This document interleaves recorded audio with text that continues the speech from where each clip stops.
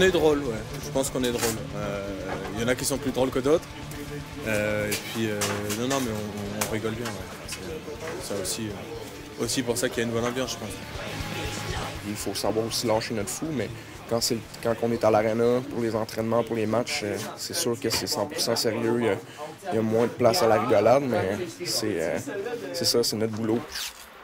Appliqués et motivés, les Corsaires, vice-champions de France de Division 2, juste derrière Cholet l'an passé, évoluent cette année en D1.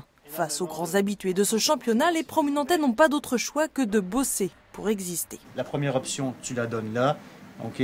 Après, tu la chips et tu y vas. Tout simple, tout simple.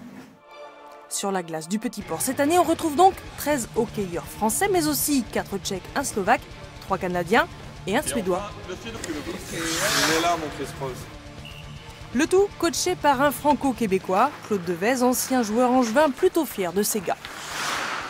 C'est des joueurs qui, bien sûr, sont recrutés par rapport à leur talent sur la glace, mais surtout par leur implication hors glace, ce qui est très, très, très important. Donc on veut surtout une équipe avec une âme, avec une équipe de caractère. La particularité des Corsaires, c'est vraiment de rien lâcher. On l'a vu par rapport aux résultats qu'on a fait. Souvent, on est mené au score, mais jamais on lâche. Et je pense que c'est ça la particularité Corsaire. Des Corsaires qui rêvent de monter un jour en Ligue Magnus, retrouver leur voisin, le Bulldozer angevin. On regarde ce qui se passe là-bas. Après, copier, non. Je pense qu'on a notre propre identité et puis on essaie justement de construire notre propre identité. Bien sûr, regarder ce qui se fait de mieux ailleurs et puis après le mettre un petit peu à notre sauce.